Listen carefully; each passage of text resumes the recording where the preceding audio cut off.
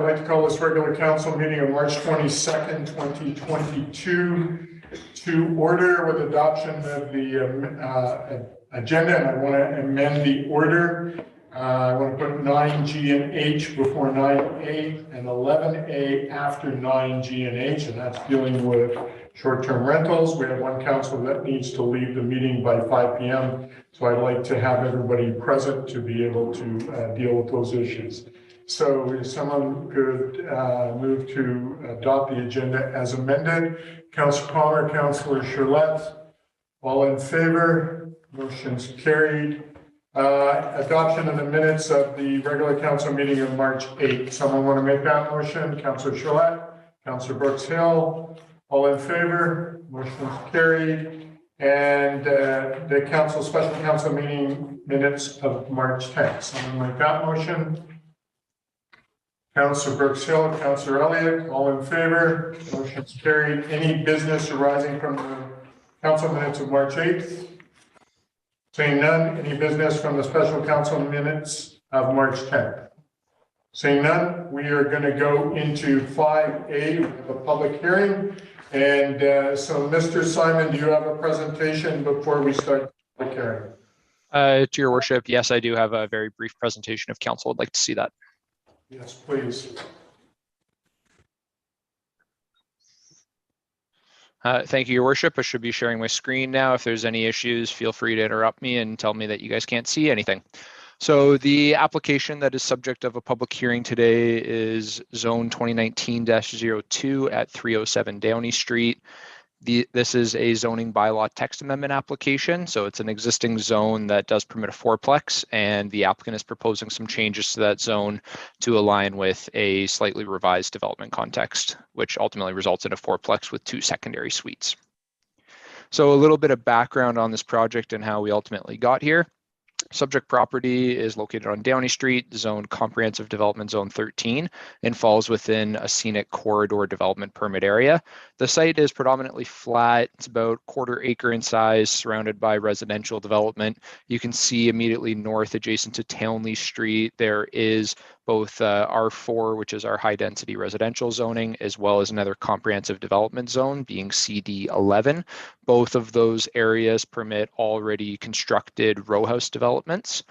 So this would be something that is following suit with those adjacent developments. Council originally passed second reading to the bylaw all the way back on February 23rd, 2021, which can't believe that's already a year ago now. There was ultimately direction for changes to allow for suites as staff continued to progress throughout the year and going back and forth and working with the applicant. The file was ultimately deemed to be ready to be brought back to council with some changes to the original bylaw on December 7th, 2021. This is where council passed second reading as amended. The file was also brought back to the advisory planning commission so that they could review the proposed changes, and they did pass a resolution in support of the file on December 14th, 2021, which brings us to today, where we are having the legislatively required public hearing. Getting into some details on the proposal overview, again, the existing comprehensive development zone allows for a fourplex. That CD zone was adopted, I believe, well over a decade ago now, or just about a decade. I think it was around 2013. Amendments to the zone to allow for secondary suites within 2 units are proposed. Those are the main substantive amendments.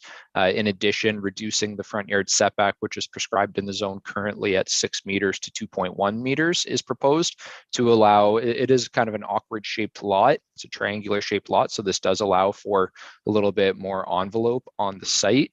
So with respect to the secondary suites being permitted in a multifamily building, the reason why there's been some changes to this project is because changes in the BC building code back in 2018 or 2019 ultimately allowed for secondary suites within multifamily dwellings. And this zone wanted to amend the current provisions to allow for it. Something that the city has also undertaken in our standard zones with the recent changes to the zoning bylaw to reflect this change in the BC building code. So you can see on the site plan here, the end units being unit D and unit A are ultimately the ones that would be permitted to have secondary suites. The applicant is proposing extensive landscaping around the perimeter of the site. At this time, You'll notice in the package, there's not extensive detail on those design characteristics. There will be a development permit for forming character where these items will be further addressed that would be brought forth to council at a later date. As you can see on the site plan, 11 parking stalls are proposed. So what this equates to is 2 parking stalls per primary unit, 1 parking stall per secondary suite for a total of 10 stalls, and then 1 additional stall that would be dedicated as visitor parking. The subject property is proposed to be fully developed with city water and sewer services as well. Staff are supportive of the proposal for the following reasons. Pursues infill development on an existing vacant parcel, providing further diversified housing options. Surrounding development does include existing row house development, so it is compatible with the existing development form. Buildings are proposed to front onto Downie Street with access from the laneway, which is not only in line with the development permit area guidelines, but in line with general provisions as contained within the official community plan to project that high quality image from the more traveled roadway. A usable open space, including balconies, are proposed for all the units. This is reflective of what we call CPTED principles, which is crime prevention through environmental design. Again, these are all components that are supported within the policies of the OCP. So there are a few options for council after conclusion of the public hearing, as noted in the staff report. So council may grant third reading to the bylaw after the public hearing is closed. They may direct staff to pursue changes based on the information received at the public hearing, or they may deny the bylaw. In addition, if council wants to accept the report for information, then staff would bring back a subsequent report for third reading consideration. Thank you. This concludes the presentation from staff. And if there's any questions, staff are able to answer them. Thank you, Mr. Simon. Council, any questions for staff before I go into the public hearing? Council Palmer? So just for clarity, we could possibly have third reading immediately after this. Absolutely. Yeah. Yes. Yep. So the timeline, so was the proposal initially a development permit or was it just a concept? Like, how did we get to this point? Mr. Simon, I believe this was brought forward. We went through first and second reading, and that was rescinded because the proponent was going to bring this back to include secondary suites. Is that correct? Can you just clarify for Councillor Elliott? Through your worship, that is correct. And if you notice, this is kind of a historic file. It's a 2019 application, so there's been a few different iterations of it. I had inherited the file when I had started here, and there were some future changes driven by the applicant, such as the reduction in setbacks that were made. There was some back and forth discussion with BC Hydro. They have a right-of-way adjacent to Downie Street, so there were some inner workings and logistics that needed to be dealt with there. So yeah, essentially, it's always been a zoning bylaw text amendment coupled with a development permit application. The development permit can't be considered by council until the zoning bylaw text amendment is dealt with, because currently the development permit wouldn't comply with the provisions of the zone. It includes suites. It doesn't meet the setback requirements. So the applicant is pursuing the zoning bylaw text amendment, and should that ultimately be supported by council, you guys will see a development permit come forth very, very soon. Yeah, that's what I'm getting. I'm sure the proponent's been on a long time in the queue there, trying to understand what, or maybe I'm wrong. I don't know. But if I were doing it, I know I'd be pushing this. It's been a long road, and I'm all for bringing a development permit, but usually that takes a length of time as well, and under normal circumstances. And then there's a building permit. So I just want to make sure that we're timely in our, if we have a housing crunch, let's don't be an obstacle. Let's improve, streamline it. All right, good. Appreciate the comment. Any other questions or comments before we go into the public hearing? Seeing none, I will now call to order the public hearing. This public hearing is being convened pursuant to Section 464 of the Local Government Act. At this public hearing, the public will be allowed to make representations to council, and all persons present who believe their interests are affected by the proposed bylaw shall be given the opportunity to address council. By participating in this public hearing, you are consenting to appearing on video and/or having audio of your comments recorded. Information that you provide at this meeting is being collected for the purpose of informing council of your interest in property which may be affected by the proposed bylaw, and this information will become a permanent public record. Given this, public hearing participants should be careful not to share personal information about themselves or others that could put themselves or others at risk of harm. Finally, should any person not wish to consent to appearing on video and/or having audio of your comments recorded, you are free to remove yourself from this meeting now. Those of you who wish to speak concerning this bylaw should commence your address to council by clearly stating your name and address. Then you may give us the benefit of your views concerning the proposed bylaw. So, do we have a speakers list? No, Your Worship, nobody has registered on the speakers list. All right, so before we begin, may I have the corporate officer confirm that all due process was followed according to the Local Government Act? Yes, Your Worship, all due process was followed. Thank you. So that we do not have a speakers list, Mr. Morrison, do we have anyone online that would like to speak? Your Worship, there's nobody online at this time. All right. So because we don't have a speakers list, we do not have anyone online. So I will actually now call 3 times for speakers. So for the first time, is there anyone who wishes to make any representations to council? Hearing none. For the second time, is there anyone who wishes to make any further representations? And for the third time, is there anyone who wishes to make any representations? So anyone online at this point, Mr. Morrison? We currently have nobody online. All right. There being no speakers, I declare this public hearing closed. Thank you very much for your submissions. We did get 1 written submission. Please note that no further comments, either written or verbal, can be received once this meeting has been closed. So I'm now going to call for a motion to close the public hearing. Councillor Palmer, seconded by Councillor Brooks Hill. All in favor? This motion is carried. Public hearing is closed. So you do have the option of going to 3rd reading. So Councillor Palmer, you have your hand up. Yeah. The zoning, I move that zoning amendment bylaw number 2285 be read a 3rd time. Is there a seconder for that motion? Councillor Ryan. Any discussion on that motion? Councillor Charlotte. On landscaping, 11A.13.6, number 2, there's a small typo. There shall be a minimum of 1 tree, not there shall be 1 tree. All right, thanks for Yeah, that. I made that amendment. Yes, Set in stone, please. absolutely. All right, we'll make that amendment to have 1 tree rather than me tree. All right, not seeing any further comments, so I'll call a question. Oh, Councillor Charlotte. I would just make one quick comment about this one. It's a similar comment to what I've said in the past, where anytime we are increasing density, the comment that we did get by letter did express concern around parking Yes. and the pressure on the community. I think it's worth mentioning that our transportation master plan and the work that we've been doing has been trying to look at how we move people around our town. And the conversation we'll be having later on this afternoon is looking at that excessive parking pressure from vacation rentals. In this case, I'm really grateful that they've managed to work in the visitor parking, although I'm sure that will not be sufficient on a busy night, but we need this kind of housing, so I'm glad to see it come forward. Yes, and I can understand the community members' concerns. It is a narrow road, but hopefully people will abide by the parking that's provided by the proponent as we move forward. Councillor Palmer.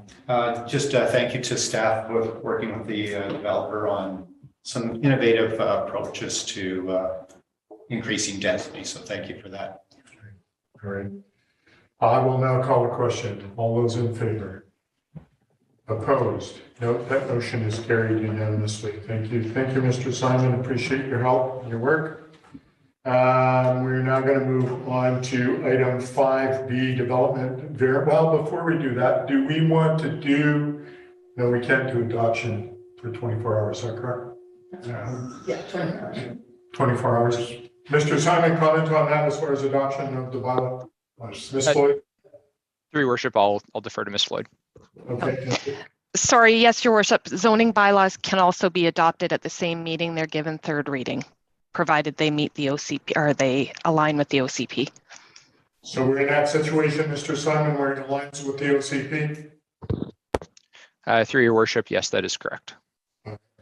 So Councillor Palmer, So I move that zoning amendment bylaw 2285 be adopted. seconder for the motion, Councillor Charlotte. Any discussion on the motion? Seeing none, all those in favor? Motion's carried. This bylaw is adopted. Thank you. Appreciate that. Thank you, staff. All right, let's move on to item 5B, DVP 2021-0012, 101 Second Street. So, Mr. Simon, do you have a brief presentation on that? Through your worship, Ms. Hartling is the file manager here. We don't have a presentation, but she is able to answer any questions that you may have, and she does have some images pulled up if council wants a closer look at anything. Do any of you want to see those images up close? Pretty straightforward from my perspective. Someone want to put this motion on the table? Councilor Brooksell. The development variance permit DBP 2021-012 be approved at 101 Second Street East as in the package. Okay, there's a second for that motion, Councilor Ryan. Any comment on the motion? This is basically Ms. Hartling allowing them to put their signs up, basically giving them permission to what they've already done. Is that correct? Through your worship, yes, they're the existing signs, just actually across from City Hall there. The chalkboard menu signs to keep them up and not take them down. If this variance is approved, they'd be able to keep them up on the side of the walls there. Okay, thank you for that. Any comments by council regarding that? All right, I'll call the question on item number 1. All in favor? Motion's carried. So motion number 2, Councilor Brooksell. That in accordance with City of Revelstoke Policy DS-7, an encroachment agreement be entered into with the owner to allow for the following allowance for bench seats and window shelves to encroach plus or minus 0.3 meters into the Second Street East Road right of way. Seconder for the motion, Councilor Ryan. Any further discussion on this motion? Councilor Charlotte. Thank you, Your Worship. Through the chair, is there any concern around mobility in that area for accessibility concerns? With the, I guess when we look at it, those benches are what, a foot wide, Ms. Hartling, that they have there, a foot and a half? 0.3 meters. Oh yeah, through your worship, they're required to have a 1.5 meter walkway through. So with the encroachment permits that we issue for sidewalk patios, anything on the city sidewalks, they do need to keep a through fare of 1.5 meters. So those benches do meet that condition with the width that they're at there. Okay, perfect, good. That answers your question. Councilor. Just, I'm all in great favor, but does it open the door for other restaurants or other businesses to do the same? Are we creating a precedent that might be transferred? Well, I think with what we've done with patios, that sort of thing. Oh, it's great. There is those sorts of things. Any business can apply to have a display area outside their business as long as they conform to the bylaws. So, I don't think we're setting precedent. Everyone has that ability to come out, whether they're retail or whether they have a restaurant, to basically apply to the city for those sorts of things. And they would always be looked at as a one-off, as long as they met the needs and the staff can deal with that. Is that not correct, Ms. Hartman? Yes, that's correct, Your Worship. So it's a yearly application for encroachment permits. So for patios, it's April 15th to October 15th, and they're looked at each year. So the renewals are a bit more straightforward because we do have all of their information. They submit liability insurance every single year. For these ones for DOS, they've asked for a more permanent basis for the bench seats to stay throughout the whole year.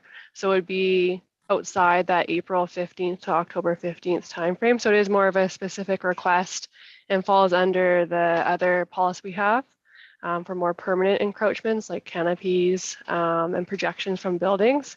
But yeah, every year we review them on a case-by-case basis.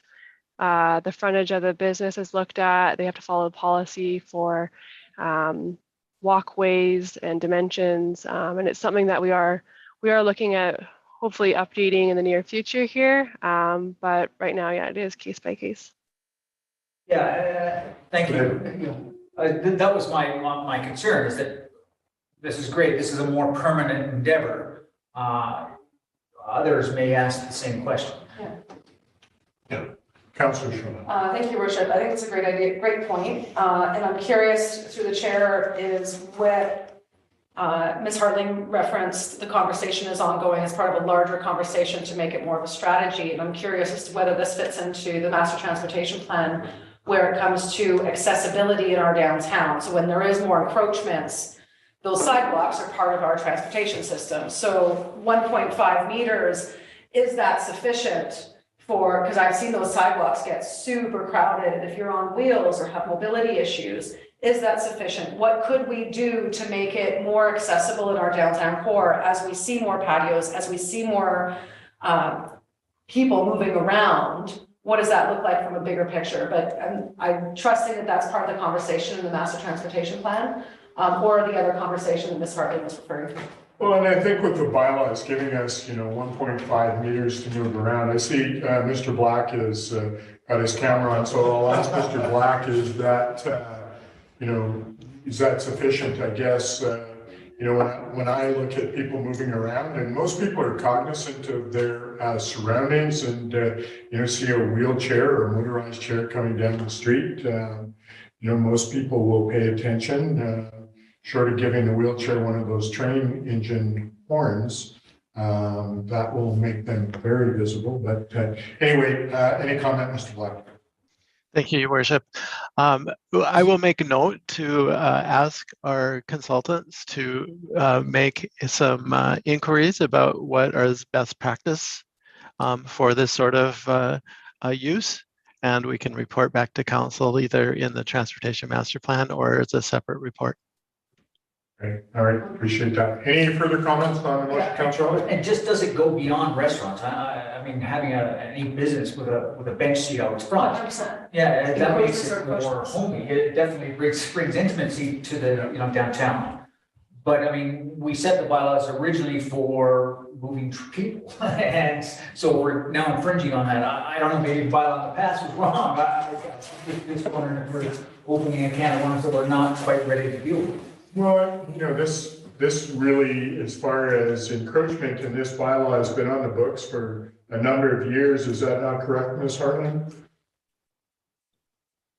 Or maybe we can fix it. The bylaw that we're talking about. So, it's been on the books for years as far as encroachment. Is that not correct? Through Your Worship, yeah, since about 2012. Yeah. It's, Okay. we have a few different encroachment policies that it would probably looking at updating them all into potentially one or two, but there are encroachment policies specifically for retail displays like sandwich boards, display racks, and then there's a separate policy for patios, and then there's a separate policy for more permanent encroachment. So it is something that was more around 2012, so it could be something that staff look at updating in the near future here. Okay, thank you. So in answer to your question, Councillor, I think we're already dealing with that, and we're moving people through the community. I don't see, I know when we have a busy restaurant and people are at the takeout window, that sort of thing, that sometimes there's hard to get by. People make do, and I have seen people who are in a wheelchair and be able to go through there because people actually move out of the way and respect that. So I don't consider this a concern. No, either way, I'm all in favor of it. I'm just saying that we had this conversation for one, we're opening the door for everybody. Well, yeah, and that's always been there. So that's it. So any other comments on the motion on the table? Seeing none, all those in favor? Motion's carried. Thank you. Just a question for you.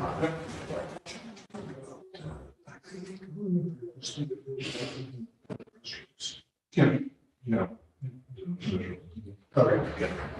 All right, Council, we're going to move on. I don't have any announcements today, but I want to move on to 8A, recommendations from Committee of the Whole. KOA campground ownership model. So anyone want to put this motion on the table for us? Councillor Palmer. That the request to consider conversion to the ownership model for the KOA campground be deferred until after the completion of the official community plan review.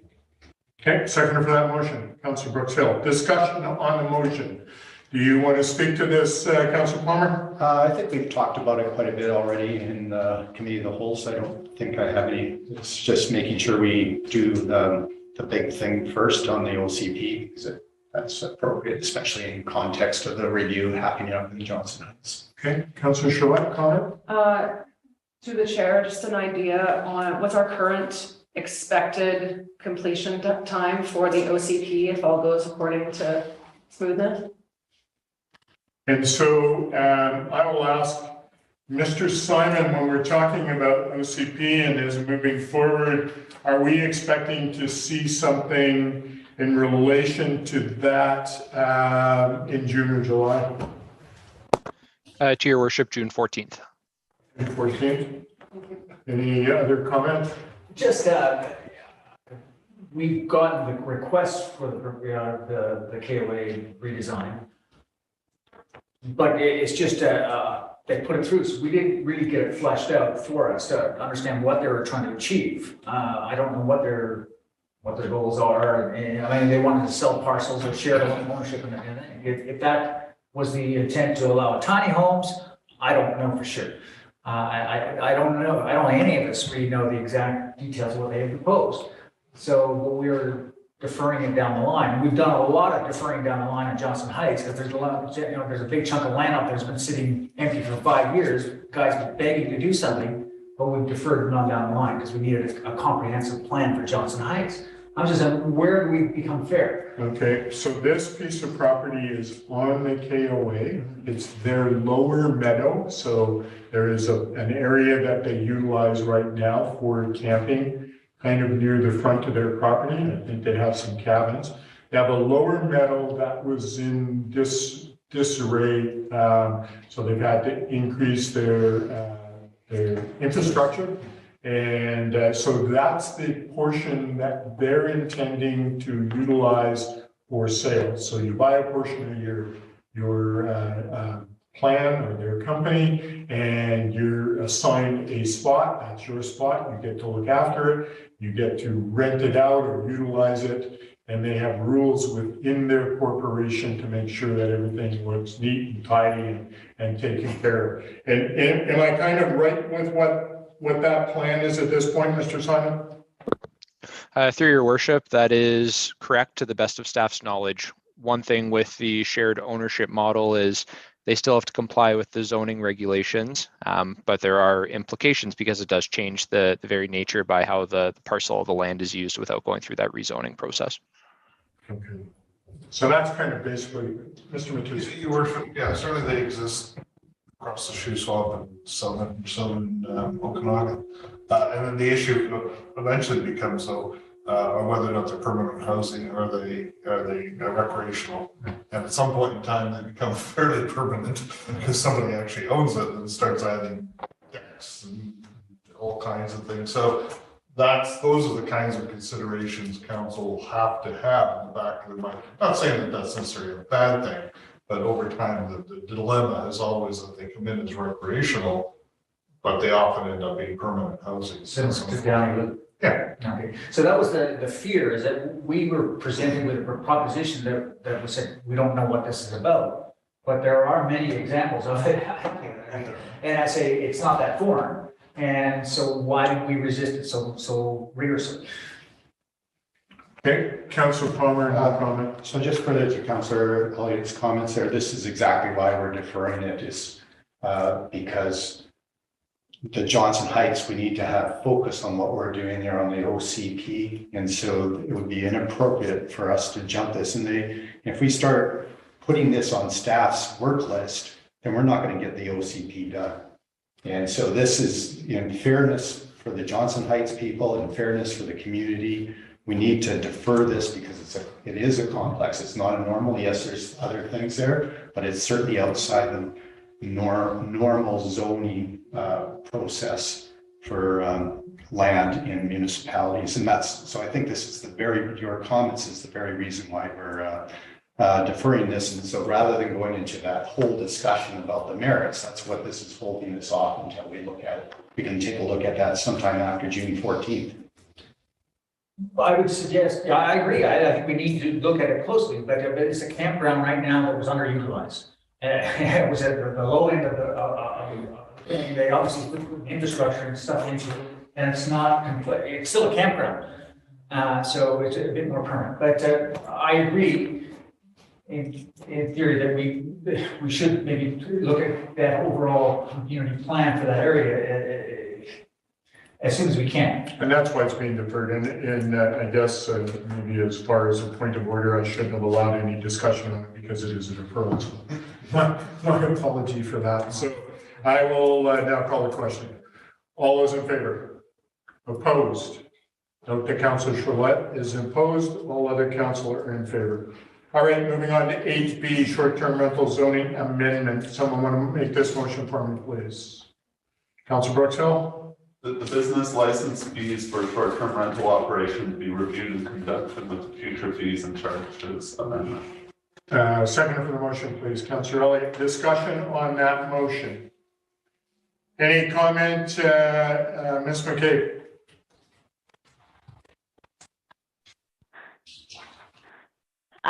Sorry, my apologies. I don't know if you can see me or not. I don't have any comments. It's just what was brought forward to council, and then it was deferred to finance committee, and now it's come back to council for 3 readings. So this is for adoption. Okay. All right. It's basically, this is business licenses being reviewed in conjunction with future fees and charges amendment. Oh, my apology. Am I on the wrong thing? Sorry. My apologies. Thanks, Councillor Palmer. Yeah, basically we discussed this already at the committee of the whole, and there's so many fees and charges, things that are happening right now, that it's just appropriate to hold this off until we have a bigger view of stuff. There's many other fees and charges, things happening, but it's not urgent. And also we need to get through the short-term rental as well before making those kind of changes. Yeah, that's why it's a good thing that we just put it, it's going to be reviewed in conjunction with the future fees. All right. Any further comments on it? All those in favor? Opposed? Motion's carried. Thank you. Okay, I want to go into 9G and deal with this. So any presentation, Mr. Simon, before I put the motion on the table? Through your worship, no presentation. I think council has heard me speak too much on this one. Okay.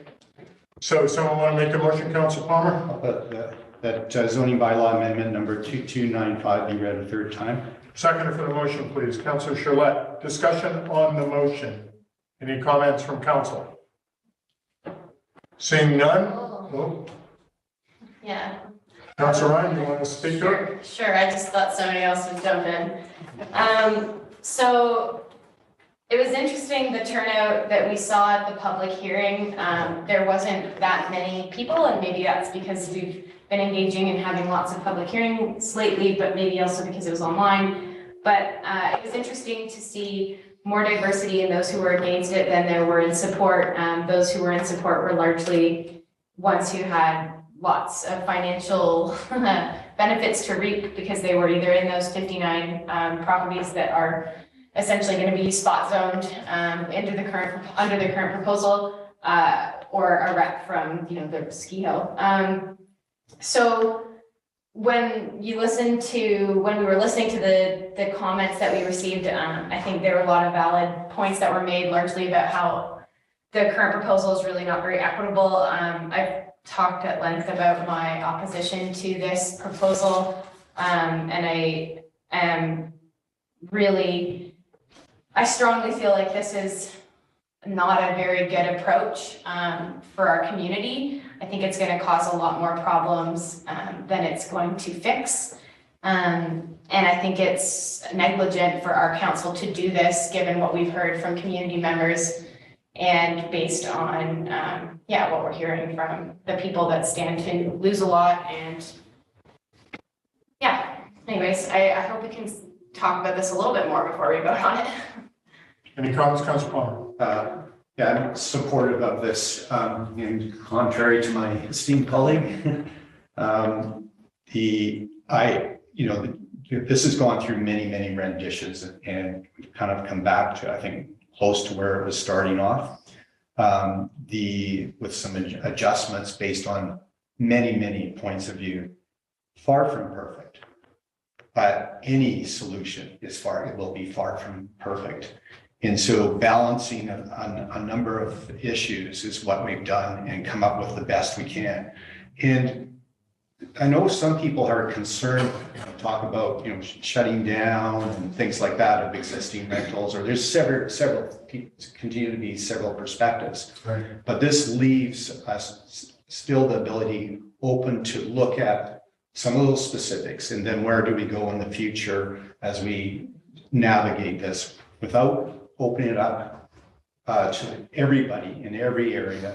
This is a smaller area and more controlled and measured approach. And if there's some problems with it, we'll see those and we'll be able to address them. Whereas if we had just opened it up to the whole town, would have been, in my opinion, that would have been negligent. So I'm supportive of this, and I know there's varying opinions and there still will be concerns, but we have other things even on this that will be coming up at a later time. Great, I appreciate that comment. I'm supportive of this as well. I think that we're getting something on the books for short-term rentals. And as you state, we're able to regulate this in a smaller area. That doesn't mean that we can't, or future councils cannot, or can't amend it. They can. And they can look at that as things move forward, as the community grows and things morph, then they'll be able to look at it. It still gives the opportunity for those who want to do a spot zoning on their property. If they're not included in this, they still have that ability to come and present to staff and council to look at that. So I think we're getting the best of both worlds at this point. Is it perfect? No, it's not, but it's a great start. And I feel like we've got a good thing going here to at least address this to start. Councillor Ryan. Yeah, I think that saying that this is a great starting point, which both you and Councillor Palmer seem to think is just such a, like, I think it's really hard for the community to digest that, because we've been talking about it for so many years. And in my mind, when you say that, it seems like we're not taking responsibility for coming forward with a really good, robust solution. And I think that's a shame, because I do think there are versions of this that would be, yeah, a little bit more complex to implement, but really a lot better in terms of who they're, gonna be able to provide income for and have that tourism money be sort of spread out more equitably in the community. I have a question for Mr. Simon about bed and breakfasts and what happens when all the people who are wanting to do short-term rentals decide to do bed and breakfasts instead, and how we would, get money from that. Like with the short-term rentals, we would increase licensing and have that whole enforcing piece. So what does that look like when we get hundreds of applications for a bed and breakfast? Mr. Simon, comment? So through your worship, Councillor Ryan, you are correct. Our residential zoning is quite flexible as it currently stands, where bed and breakfasts are permitted in every single residential zone. So whether or not someone can meet the requirements of a bed and breakfast who wants to operate short-term rental would remain to be seen, because there are zoning regulations that they would need to comply with. The main difference between the two, and this is a really important piece for the community to understand, that they do have this option as a bed and breakfast. If they do want to pursue that route, the bed and breakfast would be in the same dwelling unit as where the primary resident lives. Short-term rental would have to be separate dwelling unit, being in a secondary suite, or while the owner lives in a secondary suite. That's the main distinction. How that impacts enforcement and whether or not it triggers the same need for enforcement, in staff's experience, the operation of a bed and breakfast doesn't typically generate the same impact on the existing community that a short-term rental would potentially cause. generally speaking, with a bed and breakfast, the ones that we receive applications for, it's usually to rent out 1 or 2 bedrooms within the existing dwelling, because it's the same dwelling unit where the residents on site are living in as well. So the impacts associated with parking, noise, they're a little bit more controlled typically with a bed and breakfast than what you would see with a short-term rental. So in terms of ultimate impacts on enforcement, that's something that would remain to be seen, and it's challenging to quantify it right now with, you know, hypothetical, trying to determine how many people would apply for a bed and breakfast if they aren't permitted to do a short-term rental. Great, thank you. Councillor Ryan, So- follow up? Yeah, follow up. So just to compare 2 scenarios, let's say right now, there's somebody who's renting their basement long-term to somebody, and it's not a legal secondary suite. So under the version that we've been talking about for 2 years before it took a very steep turn into what we have in front of us, there was a discussion around that potentially having to come into compliance to be a legal suite, and then that person then being able to do a short-term rental. But now, under these rules, let's say that not so legal secondary suite has a door to the upstairs where the main people live. They can just turn that into a bed and breakfast. So if the goal of this proposal is to encourage more long-term rentals, I think that that's really going to backfire when people recognize that they could just do a bed and breakfast, and sure, we, you know, have some cereal in the fridge, and we never see them because they have their own kitchen, and this used to be rented out long-term. I mean, you could say that that could happen now, but I think a lot of people were hoping that with proper enforcement and rules that were really clear, that they would have that visibility into how they can do it legally. And I think it's really going to backfire. And that's just one of many scenarios. Great. Any other comments from council? Councillor? Yeah, I won't be in favor of it. I think any bylaw that promotes inequity, that's treat one area or one person who's already in more favorably than the rest of the community. I don't know how we can even contemplate that's fair. And so but my biggest issue is that we're lumping in all the issues that we should be voting on. I think we need a special meeting on, if there are 10 issues that we need, we'll get a consensus on that and agree upon it, and then we move in and create a bylaw. But lumping them, all the 10 contentious issues into one bylaw, we like 8 of them, we don't like 2. We have to vote on the property management. We're not accepting that now. It has to be a long-term or a permanent resident. There's a number of things along the way that we're lumping them all into one bylaw, and I think there's a reasonable solution. If we just, but anyway, the biggest issue for me is the inequity, and I won't be in support of it. All right, thanks for your comments. And, you know, I know around the table, we did discuss, I think, every one of those issues. However, yeah, we put them all in one bylaw, and we can vote on them. Okay, all right. Any, Councillor Shaw? Sure. This has been a really interesting conversation to go through from the start when we first got elected through all the various iterations of this bylaw. I think to call it a great start is probably a stretch. I'll agree with that with Councillor Ryan. But it is a start. And it's simple in the sense that enforcement and the transition into enforcement will be more manageable for an overstressed staff and community, where we just don't have the capacity to dig into that complex of a solution quickly. And so it's going to get drawn out longer. I think this is a move forward that we can start with and continue to evolve. I think that further evolution is where we're going to find some interest and some synergies and find a way towards equity in a very complex issue. But we can do so as part of the housing action plan. When we're talking about waiting for reports before we make decisions, before we start opening the door to the entire community, I would like to see a strong housing action plan and start to see what are the impacts in Revelstoke of what we've started with. I think we need to have a strong conversation around what does it mean to be a good neighbor, because whether that's a short-term rental or a long-term rental, we should have clear rules and enforcement on what do we do when it goes wrong. How do we get to know our neighbors, and how do we find room for the people who are coming for a season to have a great time while they work at the ski hill or work in our businesses and live a chapter of their life as part of our community. But they're living a different lifestyle than a long-term community resident that has a family. Correct. So how do we have that conversation? That is an important piece to get into. Where else can or should we be allowing short-term rentals? I think that will be part of the conversation as this evolves. I know we've talked about this multiple times on would we open it up to other neighborhoods, and we all feel differently, but that doesn't matter. It's the next council, it's the community. Where does the community want this? And I hope that this creates the framework for a conversation to be had as we get through the OCP, as we look at other neighborhood plans and we push for this work to be done.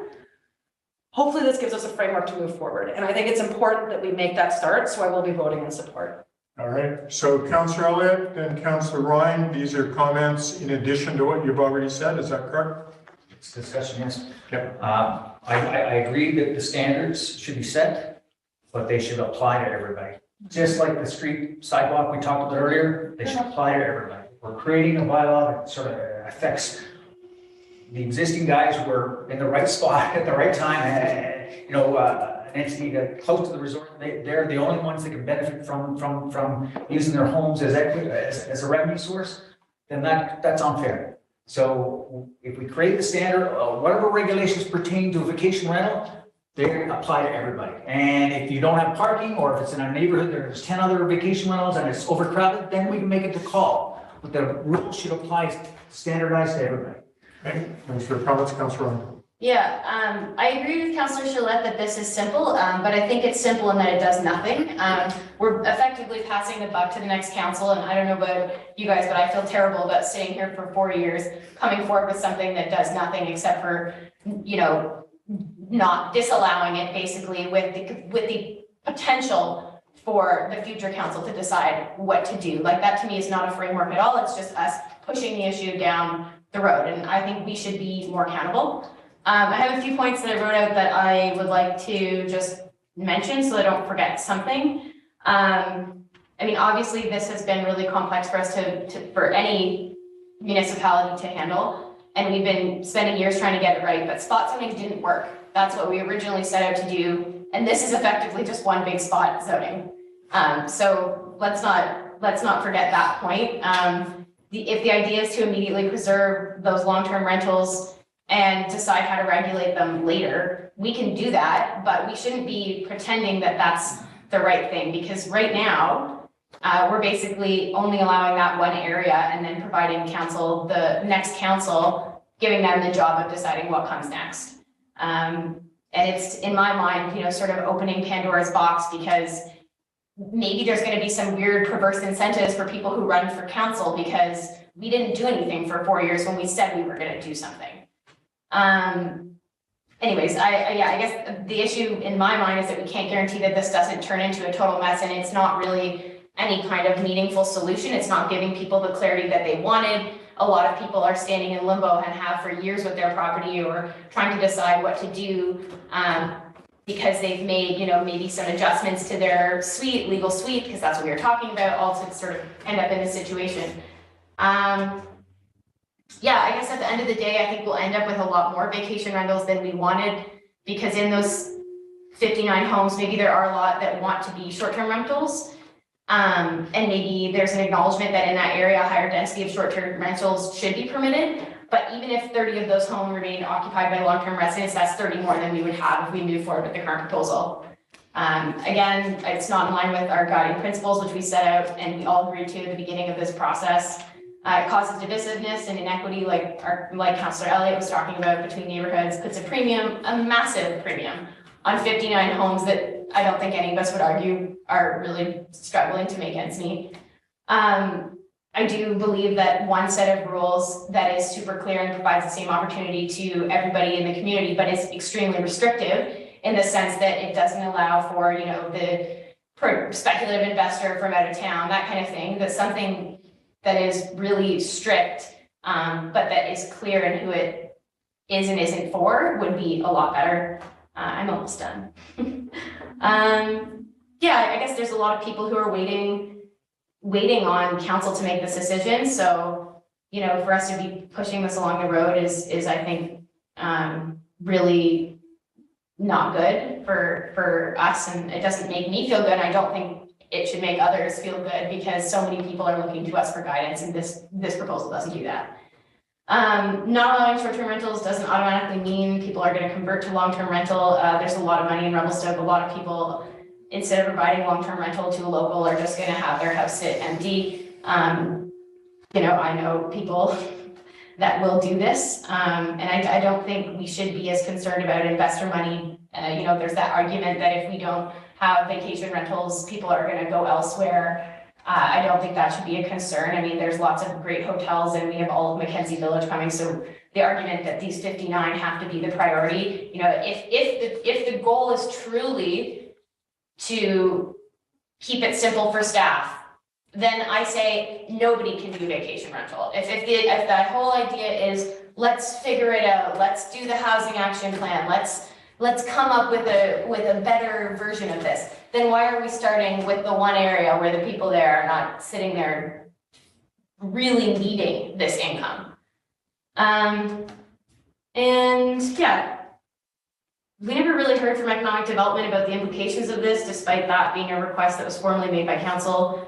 The benefit of giving these other people in the community who really need this income and the opportunity to gain from tourism is something that I don't think can be overstated. Like, that is for a lot of people who have seen the price of groceries and gas and property taxes go up for several years. Like, they need it. It's just a matter of whether they're going to start their family here or continue to live here with their family or move away. Like, it's not a nice to have. For a lot of people, it's a need to have. Yeah, and I guess the last one is like lawsuits. I'm sure I'm not particularly worried about that one too much, but there's a lot of people who have been writing in saying, you know, what a change from what you guys have been talking about for the last few years. Anyways, I will obviously not be in support of this. I think it's garbage. All right, thanks for your comments. Councillor Elliott. I would just say, if you guys can walk away by saying, these guys can have a vacation rental and they get $200,000 extra in their home value. Totally. And you can't, so you suffer as it is, you suffer through it. So I think that is morally wrong. And I don't think we have the right to we should make a set of rules that applies to everybody. And, you know, if it's parking or if it's, you know, getting complaints, we're having someone responsible for the site. We can establish those and entrench those for the community. But to say you can do it and you can't, I find that wrong. Okay, thanks for your comments. Any other comments from council? Councilor Provincial. So I am going to vote in support of this. I appreciate the concerns of Councillor Elliott and Councillor Ryan. You know, listening to their arguments, I am kind of like, well, you know, maybe we shouldn't allow them anywhere. That would be better, in my opinion, because then it's like, we're at least saying to the next council, you know what, we didn't have the balls to make this decision, you do it. Because that's what we're doing. Like, I'll call you all out, whoever's supporting this, like, I strongly feel that this is not actually any kind of productive decision, because then we're gonna get all these people who run for council with all these weird perverse incentives because they're not happy with this decision or they want a say in what neighborhoods will and won't allow it. You know what I mean? Councillor Provincial, you want to finish your statement? Well, fundamentally, you know, council is deciding zoning. And one of I think our highest priority is housing. And, you know, saying, oh, well, you know, people need to make money. We want to keep things affordable for housing, and allowing vacation rentals is just going to drive up the price. That's what it comes down to. You know, you say, well, I have a suite, I have an extra room, I could rent it out, or I could make more money on vacation rental. Well, as soon as you can make more money on vacation rental, the price of your house just went up. And so if we were to say with the previous version, okay, we're going to allow vacation rentals anywhere in town, the price of every home will not be the price someone's willing to pay to live in it. It's the price someone's willing to pay to vacation rental. Sure. That's fundamentally what would happen. And whether it's part of it or all of it, the price just went up by however much money you can make or think you can make vacation rental in it. And I think, you know, we're allowing vacation rentals in zones that already allow the commercial zones. And we're just putting more rules in that make those fringe zones in our downtown that are merging with the in-between between the commercial and our residential zones, and we're putting rules in place so that people still have to live there as well. So you're maintaining the neighborhoods, and I agree with that.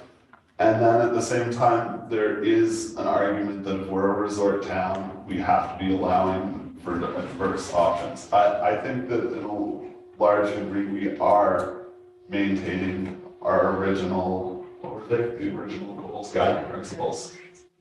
I think this is the best compromise. Thank you for your comment. I'll get to you in a moment, Councillor Elliott. Councillor Charlotte had her hand up first. Thank you, Your Worship. I just want to further to what I've said before. I think that the current situation, the situation we've been in for the last 4 years, since the enforcement and everything was put on hold because the spot zoning wasn't working and we didn't know how to handle it and we needed a path forward. While I understand the concerns around equity, my comment around staff capacity and the community capacity is that this opens the door into some clarity, going from limbo right now to some clarity around what is and is not allowed for now. Full clarity on what's allowed forevermore? Of course not. But at least we get to start making some movement on what does licensing look like? What does enforcement look like? Showing the community how do we deal with complaints so that we can rebuild some trust in how we regulate this kind of business enterprise in our residential neighborhoods. So I think that talking about morality when it comes to housing decisions hits me hard.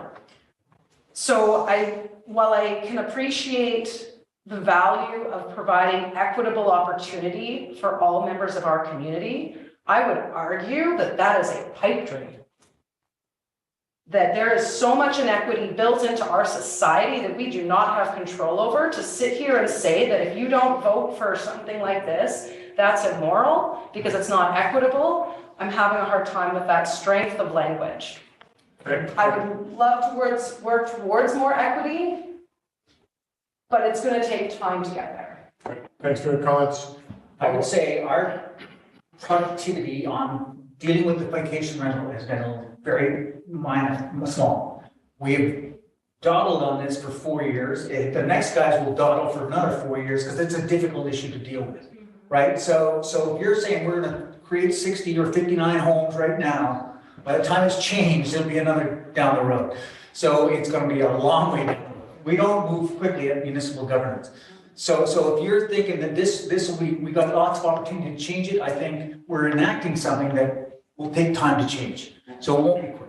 No. The other thing is that short-term rental, vacation homes, is not the solution to our housing crisis. It's just as, we should be incentivizing apartments. We should be finding ways to build throw money at building suites for rental.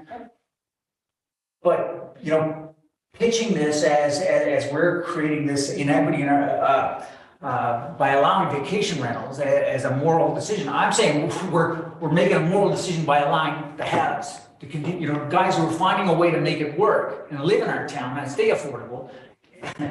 And we're allowing that for some, but not with the others. And that's what I have trouble with. All right, thanks for your comment. Councillor Ryan, follow up. So there's already, of course, lots of inequity in the community. And I think some of that divisiveness, none of us would disagree, is caused by, people from out of town coming to town with money and people who grew up here, it becoming more unaffordable and it becoming more difficult to make ends meet. And so this divisiveness between the people who are here and the people who are new to town, that's always going to be here in any kind of resort community. But in my mind, at least, like one way to sort of soften the blow is to say, hey, your town is changing a lot, but at least there's a way for you to get a little bit of a benefit from it.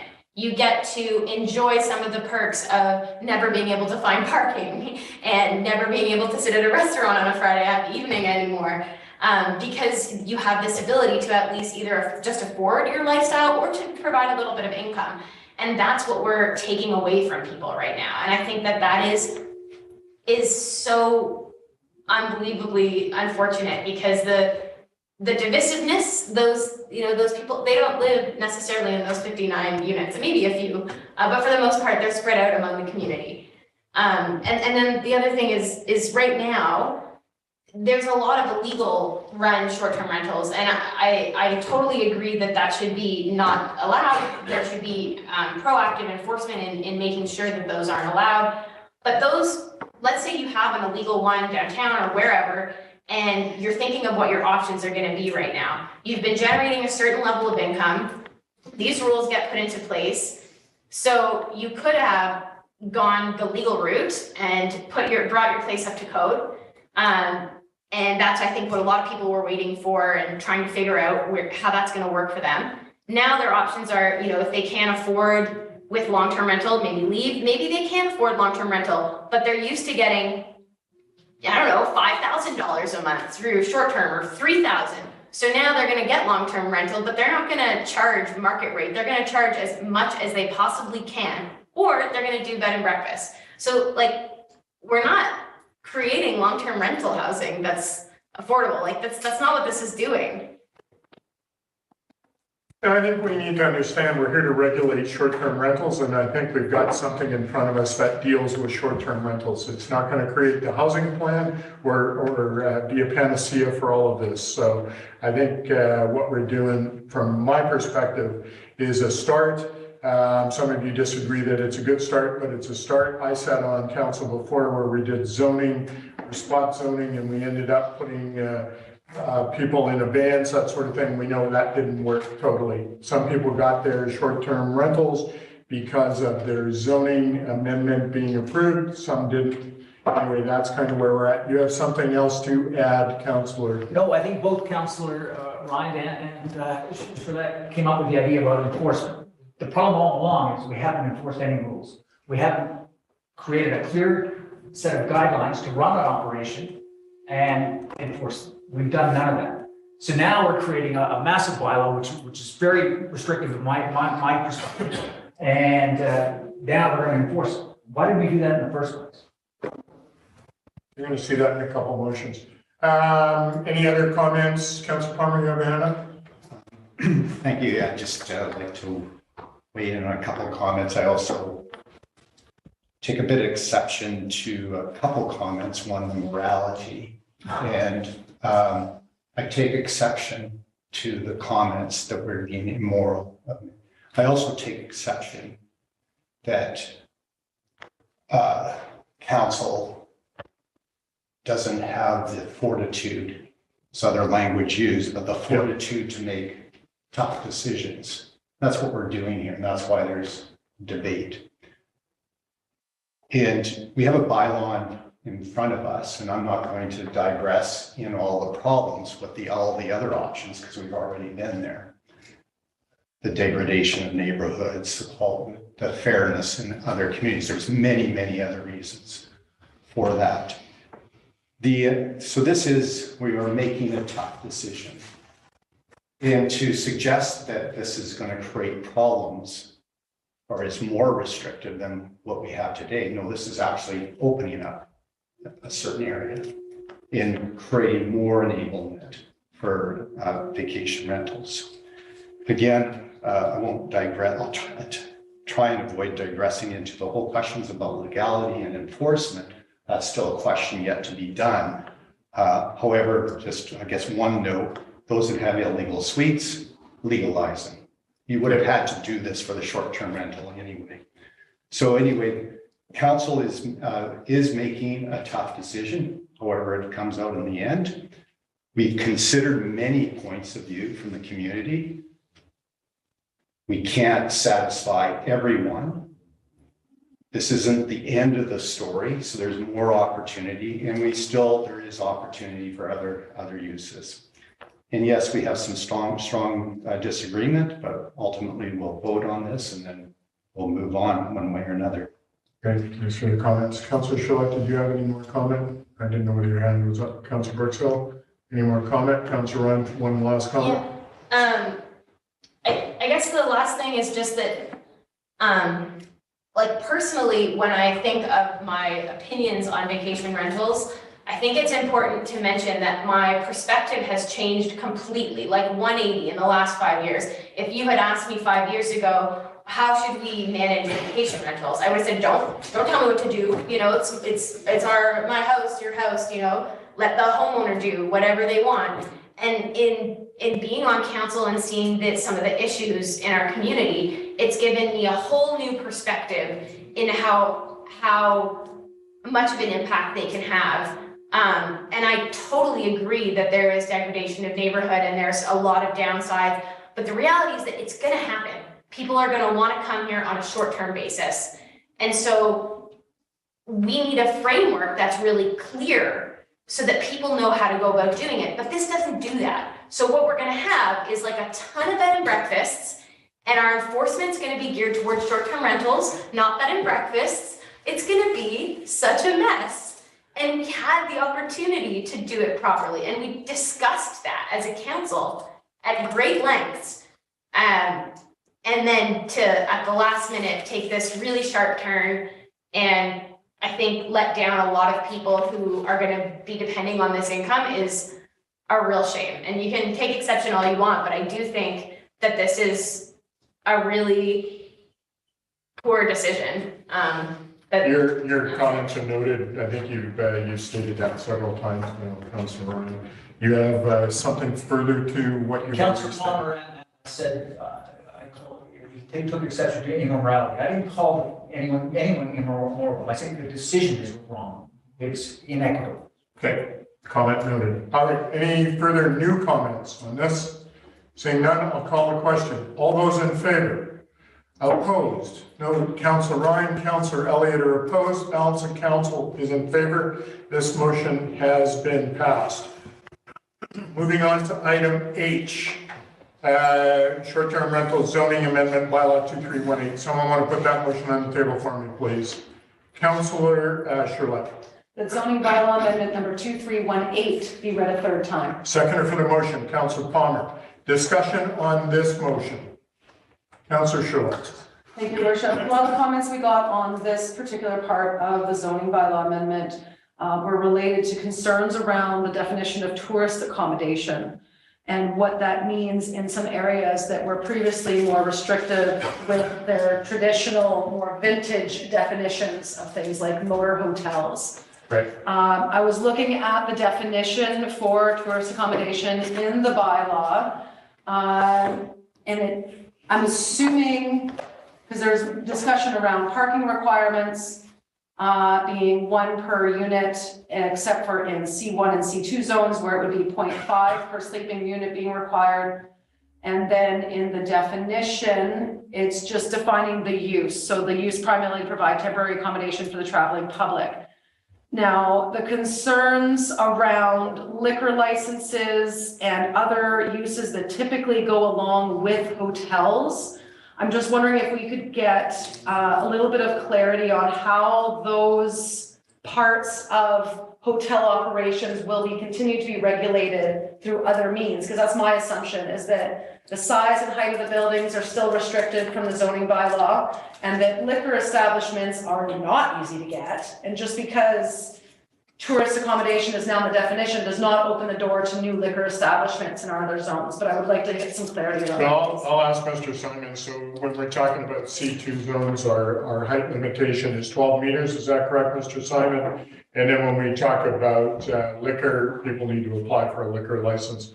Mr. Simon, I'll let you weigh in, please.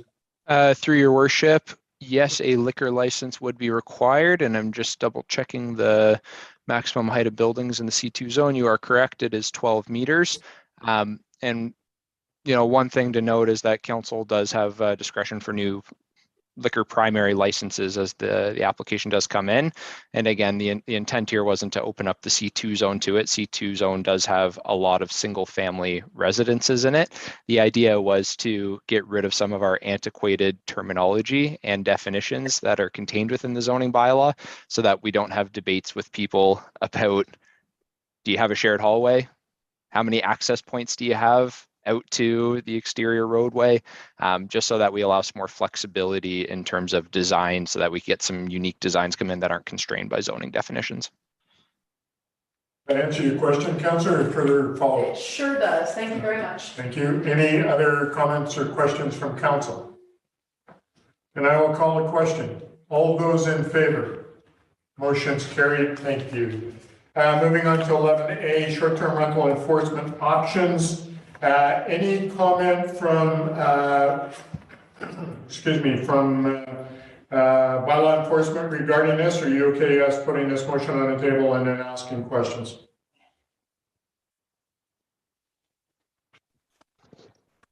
Sorry, Your Worship. Yeah, if you could put the motion on the table, the report is from Development Services. However, we do have Jeremy here to answer any questions regarding bylaw enforcement. All right, so Councillor Chalette, can you put the motion on the table, please? An enforcement strategy be endorsed for short-term rentals that includes both reactive and proactive enforcement measures, including reactive enforcement via complaints on see-click-fix and an emphasis on education and voluntary compliance, and proactive enforcement via the use of online software to monitor listings to flag those that do not have an active business license. Seconder for the motion, please. Councillor Barksdale. Discussion on the motion. Do you have any questions or concerns? Councillor Elliott. Had this been put in place 3 years ago, would have made our discussion previously about short-term rentals much clearer, much simpler. Okay. So this is what was needed first.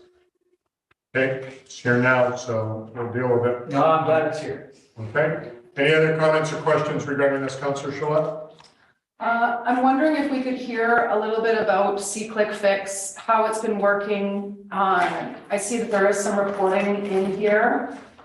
I think we've talked before about milestones and metrics and how do we use these tools. And I've asked before about a technology strategy of how the different technology pieces fit into the overall scheme of our work. I appreciate getting the numbers on what the platform is providing us, but I'm just wondering if we could hear a little bit more about how well it's been working.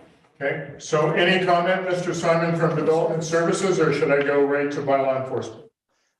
Through your worship, I can comment with my experience in using see-click-fix, and then if bylaw would like to add into anything, since they definitely use it more frequently than Development Services, happy to open up the floor to that. So my experience with see-click-fix is that it can be a very well-designed avenue for issues to be brought to the attention of staff. There are challenges like with any enforcement software and any enforcement system where complaints can be made, and by the time staff are actually out there, even if it is responsive staff being out in less than 24 hours, the bylaw infraction may no longer be occurring. But I think you're going to get that issue with anything. Part of the challenge that I can speak to from the staff side in terms of dealing with see-click-fix and being responsive and communicating effectively with the community is there can be that essence of almost that social media style of discussion where staff are responding back and forth. And I can speak towards Development Services side where we've really placed an emphasis on promoting education with the public where, sometimes going back and forth via message board on see-click-fix doesn't really get at the root of the issue, where members of the public, a phone call or a in-person visit is sometimes the more appropriate avenue. So there's going to be those limitations, but I think in general to bring the issue to the attention of staff in a way that can be done anonymously, which has benefits where you're not pitting a neighbor against a neighbor. It's very effective in that realm. And that's what staff would envision it for with respect to short-term rentals, is that it is flagging the issue for staff to go and do further investigation into it to determine if there are, in fact, any contraventions of bylaw requirements. Great, appreciate that input. So Ms. Floyd, any comment? Not really, Your Worship. I feel like Mr. Simon nailed that on the head. basically, we use C-click fix to trigger an investigation. Like Mr. Simon said, quite often it's been resolved by the time bylaw officers get to it. But it's a good tool to bring something to their attention. It's not necessarily the best tool to provide back and forth follow-up with the community. All right, so we're back to Councillor Charlotte, and then we'll go to bylaw enforcement, Mr. Auld. Councillor Charlotte. Oh, yeah, and I mean, looking forward to hearing, because my concern is that the reactive enforcement for short-term rentals, if it's not going to be timely, is this going to be useful? Right.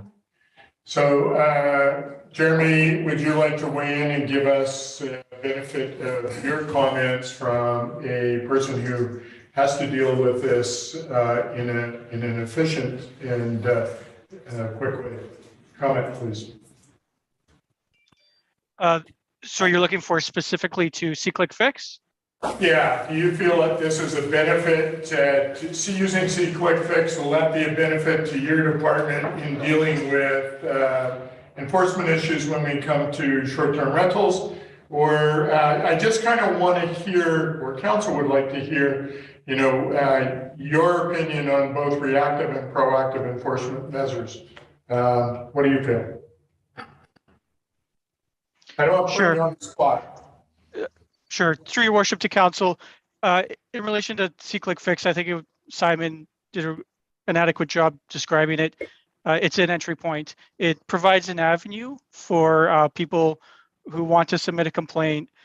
It provides them an avenue to put it on our radar, and you know, we begin the investigation. It works great for things like parking infractions. It'll have an application for something like the bylaw on the table. For things that require more investigation, like a dog attack, it's just an entry point. You know, we need to do a larger follow-up with the actual complainant. In terms of the question for reactive and proactive, that is our preference for dealing with anything. Of course, this is council's discretion, but we find that there's a lot less complaints from the community when we're proactive. I don't. So if there's any specific questions, that might be easier for me to answer. Any questions, direct questions for Mr. Auld regarding Councillor Elliott? Hello, I just have a question on the unbiased element of click fix. The anonymity of online texting away. There are a lot of ways you can carry a vendetta. Sometimes it can get ugly, and I'm just wondering whether, I mean, there might be legitimate complaints, but sometimes it can be petty in many ways. And I'm wondering what your experience is on that. Comment, Jeremy? Yeah, through your worship to council, I think you did identify one of the drawbacks. However, we are trained investigators, and that's our job, and we're usually pretty quick to determine what's a vendetta and what is a legitimate complaint. Thank you. Okay.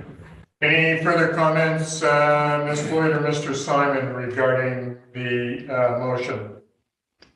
Seeing none. Councillor Palmer, you have a question?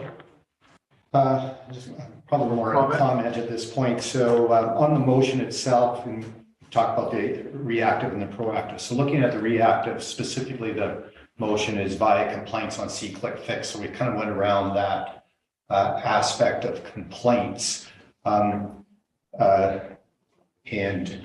I certainly note in the community, there's lots of complaints about C-click fix itself. But and so I'm wondering if the motion would be better amended to say public complaints, because there's a whole dialogue, because that's the reactive, and C-click fix isn't the only way to complain.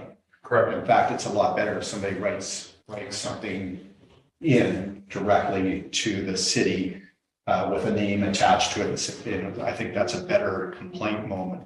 So, you know, I can't remember who put the motion. C-click fix is just a tool. It's just a tool. Yeah. And I think that if it's stated reactive enforcement on a public complaint on public complaints and an emphasis on education and voluntary compliance might be a little bit better rather than circling around the C-click fix. All right, comment on that, Ms. Floyd? I think that kind of works well. How do you feel? Your worship, so usually when we get a telephone call or someone comes in, staff here will enter the complaint onto C-click fix so that we have a complete record at the end of the year. I do get your point, and we could certainly amend it to be public complaints, but the reason why it says C-click fix is because all of them are entered that way. Okay, so we could do public comments, including C-click fix. So just, so I'm satisfied with that. I mean, this is kind of a policy statement anyway, so it can be massaged in the future. Okay, all right. Councillor Charlotte, do you have your hand up? No, Councillor Wright? Yeah, do bread and breakfasts need licenses, and would they be monitored through host compliance as well? Mr. Simon? Through your worship, yes to both of those. They do need licenses, and a lot of the listings you actually see on Airbnb and other online platforms are for bed and breakfast. So staff would be monitoring to make sure that there are appropriate licenses that are issued. Basically, the way host compliance works is anywhere that is advertising on any of the major online accommodation platforms that does not have a business license is flagged, and then staff would be following up with them to ensure that the appropriate business license, depending on the nature of the use, is ultimately issued. Just confirming that the recommendation that we're looking at today would be for both short-term rental and bed and breakfasts as well. Correct. Yes. Councillor Palmer? Yeah, thank you to Councillor Jackie Ryan, Councillor Ryan, on that point, because I think that's one of the real benefits here is that host compliance, yes, it's coming with a dollar figure, but it gives us more tools to be looking at some of these issues we've talked about before. I think having that information will help in the long run as we navigate, the diversity of accommodation in the community in the future. Okay, good. Any further comments on the motion on the table? Seeing none, I'll call the question. All those in favor? Motion's carried. Thank you. Thank you, staff. Appreciate that. We're going to go back now right to bylaws. 9A, Municipal Ticket Information System. Someone want to make that motion for me, please? Councillor Brooksell. The Municipal Ticket Information System Amendment Bylaw number 2322 be read a first, second, and third time. Second for the motion. Councillor Charlotte, discussion on the motion.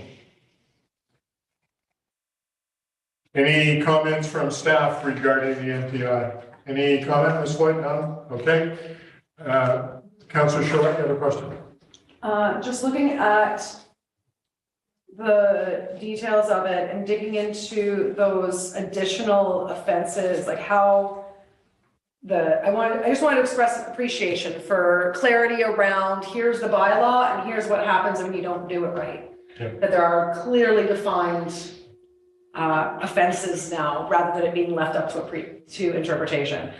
The flip side of that is trying not to go too far into the red tape and the details of things, but from what I can tell, it looks like we've hit a good balance on this, so. Fingers crossed. Yep. Yeah. All right, any other comments or questions? Seeing none, I'll call the question. All those in favor? Opposed? Motion's carried. Thank you. Let's move on to fees and charges amendment bylaw. Someone want to make that motion for me, please?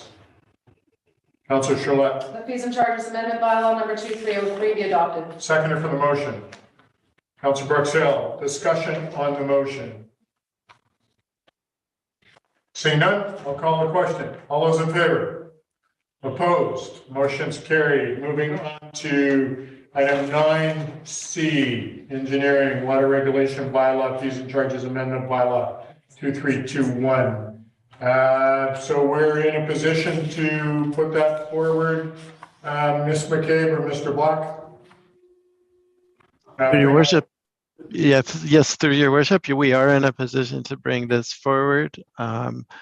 in a very, very short summary, we have been approached by members of the community in regards to sustainability and food initiatives in the community, and a proponent came forward in the Big Eddy area asking to be connected to the Big Eddy water system to support farming, and in conjunction with planning and community and economic development, all in support of this initiative, in addition to the community being in support of the food sustainability ideas. Staff came forward with the idea that, well, let's give it a shot. The proponents did agree to become metered.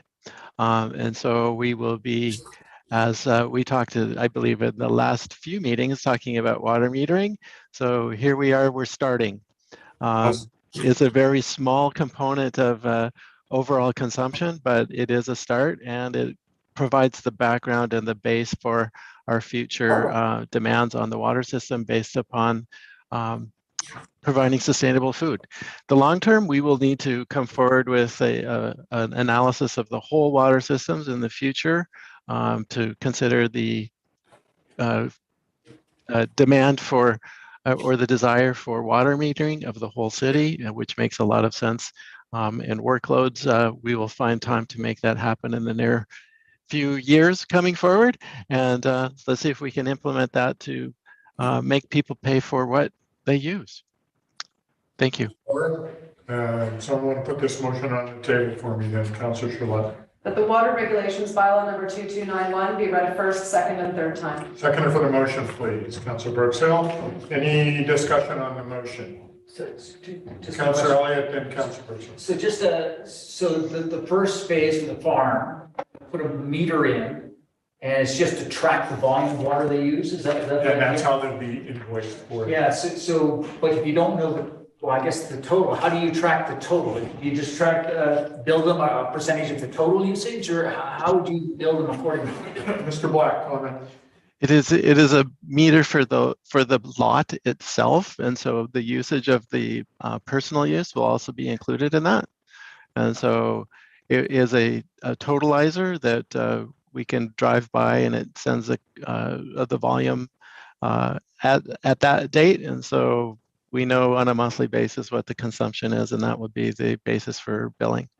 So, but you have to know the total first, right? Like if you don't have a rate for water, it's generally applied to the lot now. Is that right?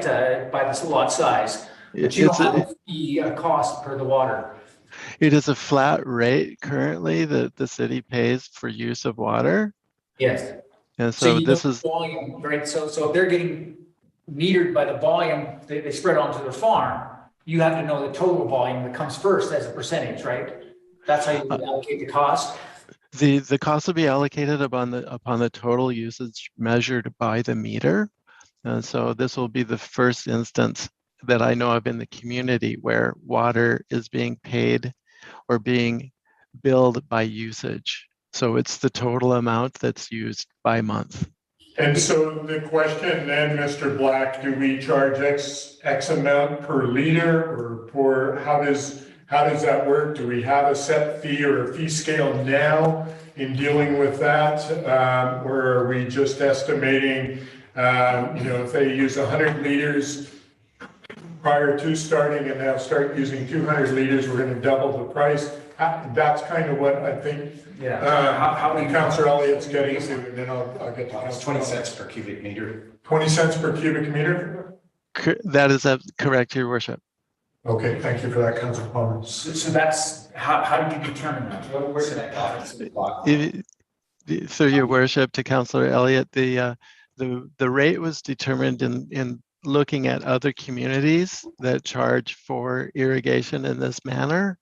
And so we looked at, excuse me, Vernon, Cranbrook, and other locations, and they vary from 10 cents to 25 cents. And so in order to be competitive with those markets, not having the time or not being able to go and determine what it is across the province, we grabbed a few locations in the province, and said, "What are you guys doing?" And so this is what we came up with, and so that's where we came to the 20 cents per cubic meter rate. Yeah.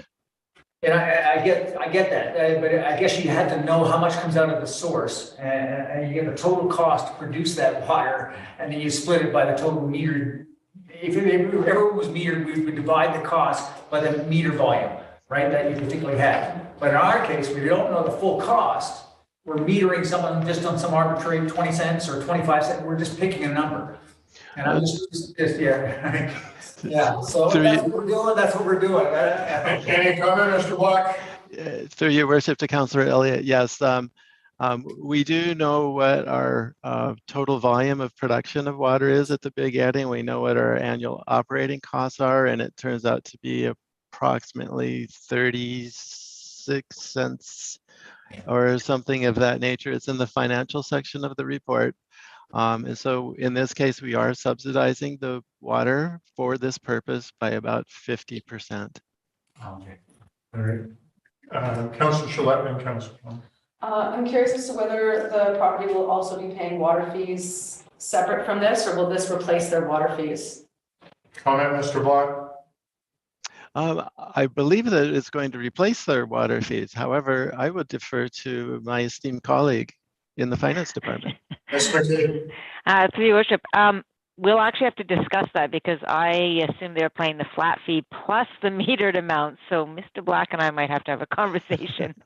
Okay, all right. And that's all. I wanted to bring that up just to Councillor Elliott's point. If they're already paying the flat fee for the residential use and this is the commercial use, but we're metering all of it, to me, that's almost double dipping. Although when you're talking about subsidizing it to a certain extent, that could probably be arguable, but I'd be curious as to that decision. So staff will have to work out the component and make sure it works more.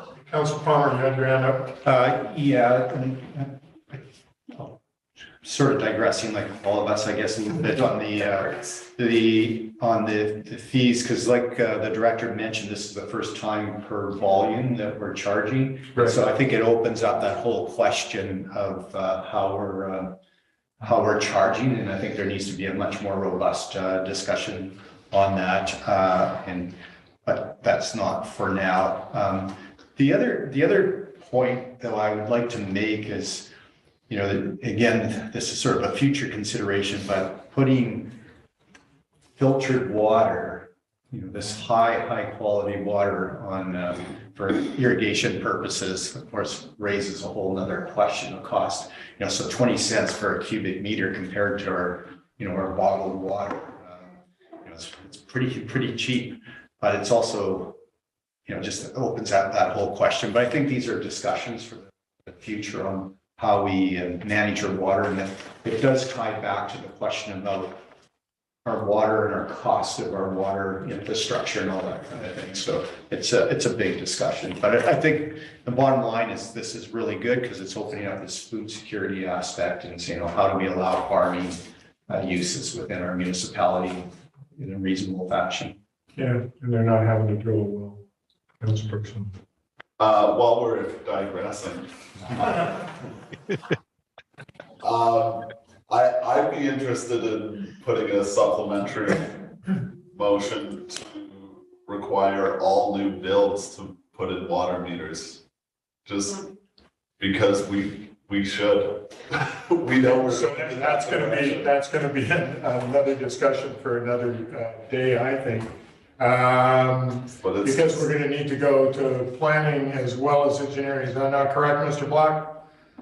Through your worship, currently we do require all multifamily and larger to meter, including townhomes, and so we are moving down that path, even though we have not instigated the pay or billing based upon the usage, but we're slowly getting there and moving in that direction.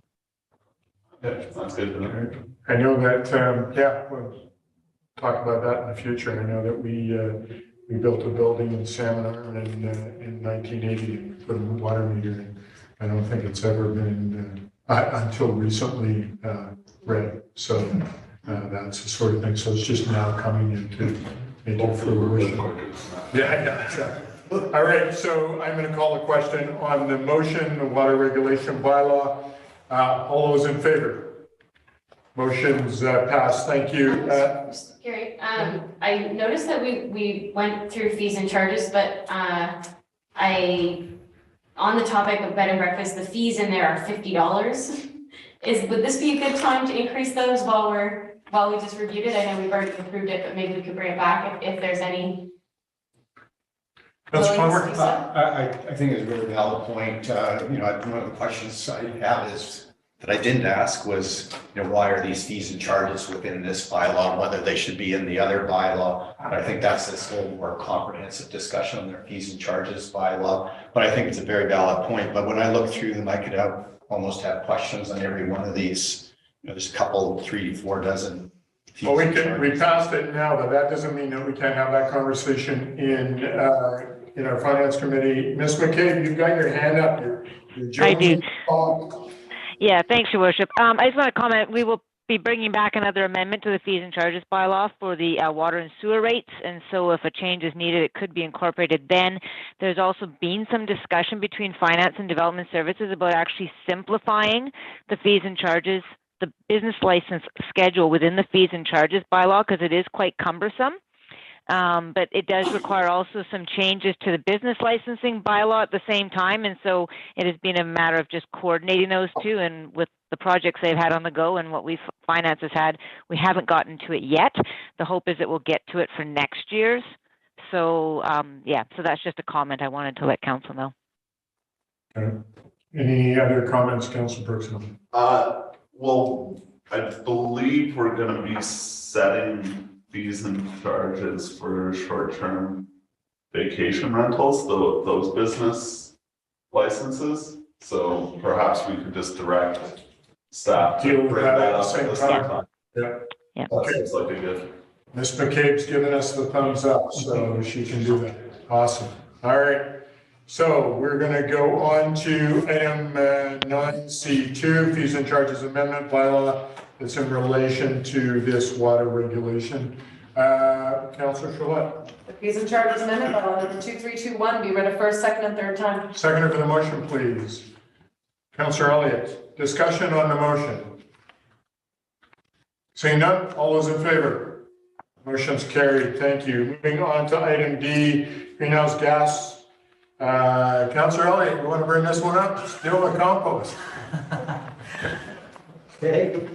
That greenhouse gas reducing compost and solid waste program loan authorization, bylaw number 2323, be read a first, second, and third time. Second for the motion, Councillor Charlotte. Discussion on the motion.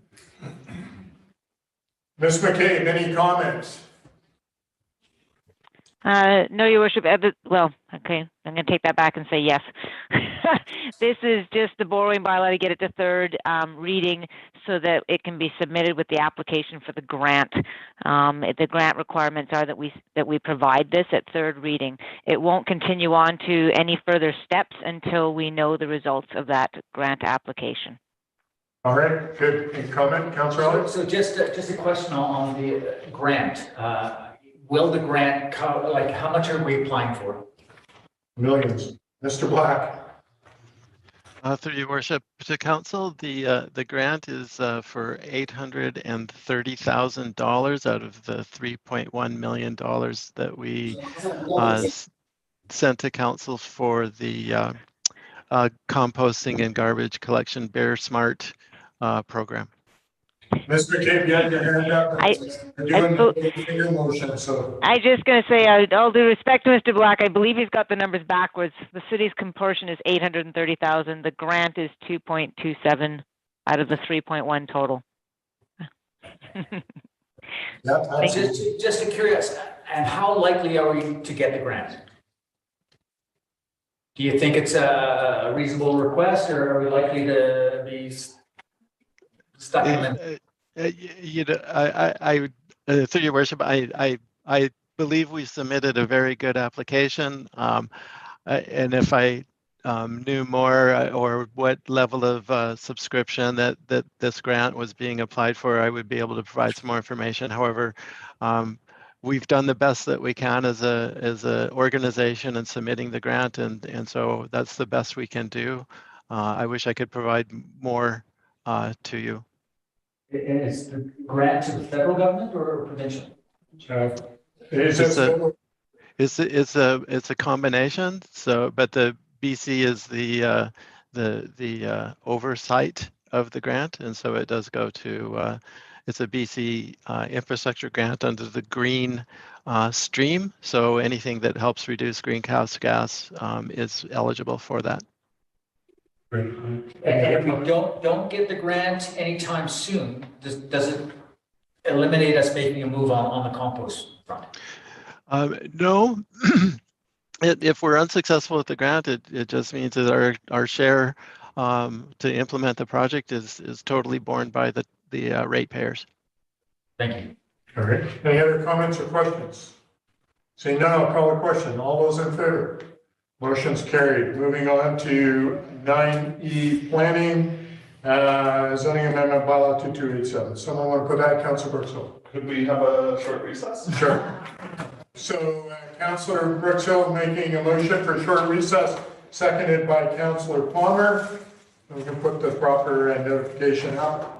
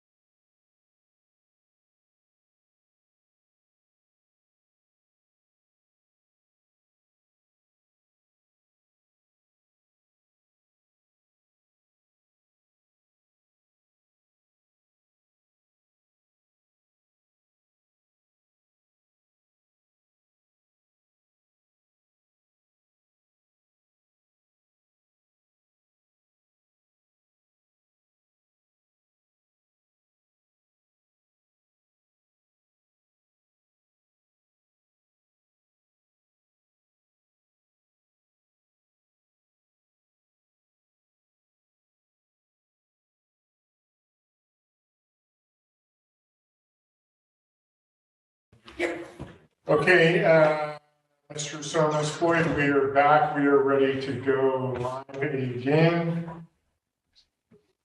And we're going to go into item E, 9E, rezoning, official community plan amendment, rezoning application. Someone will put item number 1 on the table for me, please.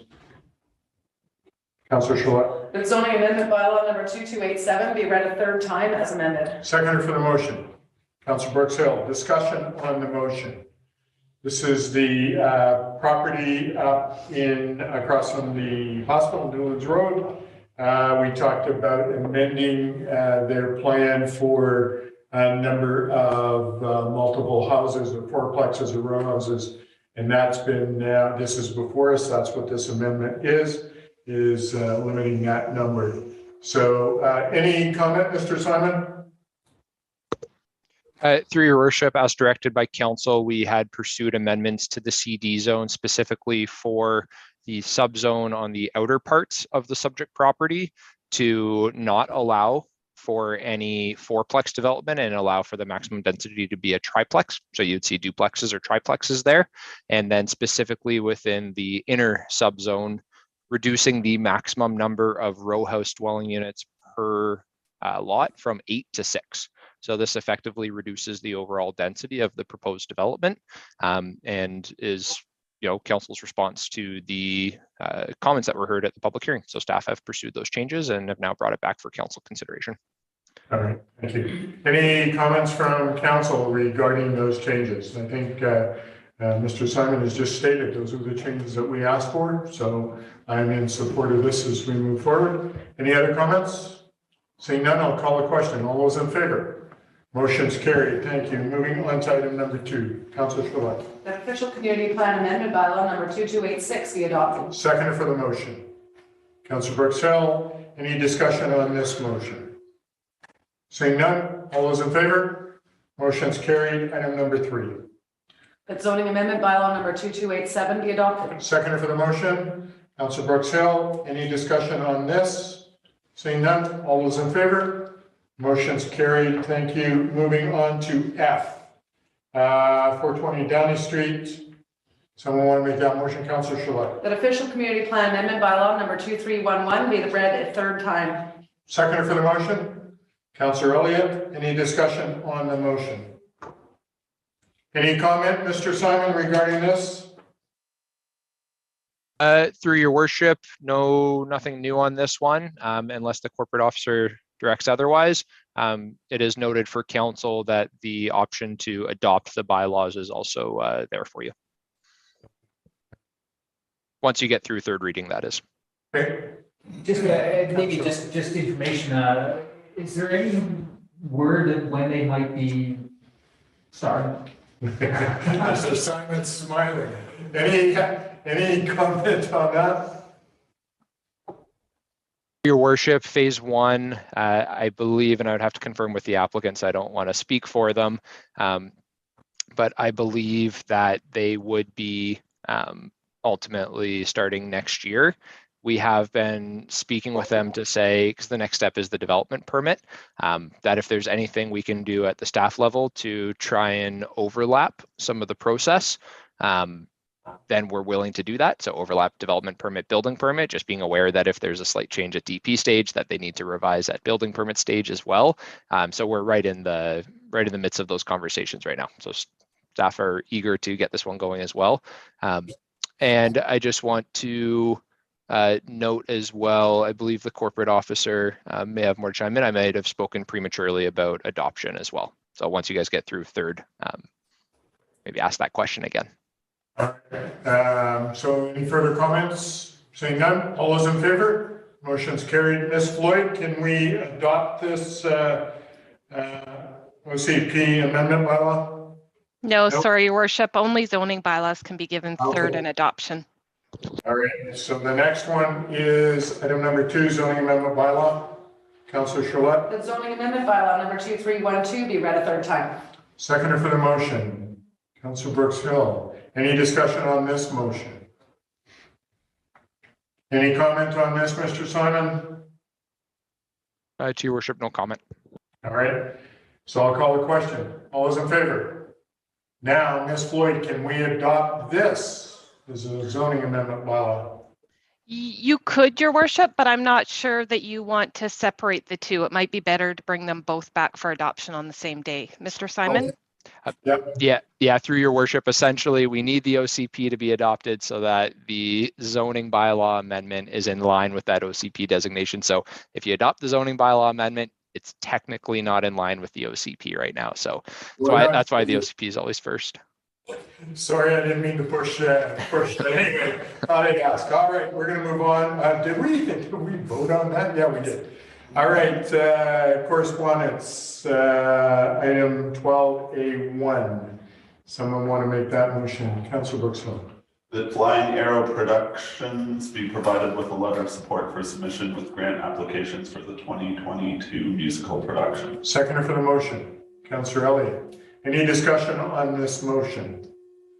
I think it's great to see live theater back up and running again in our community. So I'm definitely supportive of this. I'll call the question. All those in favor? Motion's carried. Item number 2, Councillor Brooksville. That waiving or reducing fees for the use of city facilities for the 2022 musical production be considered. Okay, seconder for the motion, Councillor Chouette. Any discussion on the motion? So they're asking for use of, for our facilities, I believe, for rehearsals and asking us to waive or reduce those fees. So, any comment? Yeah, would this fit in with our grant and aid program, or how does this fit with that? Ms. McCabe, comment? Through your worship, they could apply to the grant and aid program. The deadline for the first round was the end of February for this year. There is a second intake. It's at the end of May, so those would be considered usually in June. I do believe, though, there is a limit on the grant and aid policy of $2,000, and I believe this might be more value than that. I'm not sure. I'll let Ms. Donato speak to that. Ms. Donato, comment, please. Thank you, Your Worship. Yes. The fees are roughly about $6,800 for rehearsal space, and those fees are already at a discounted rate for nonprofit groups. This group has applied for a grant and aid in the first intake, which I believe we'll be reviewing at the Finance Committee meeting. So they could qualify for the $2,000 grant and aid request.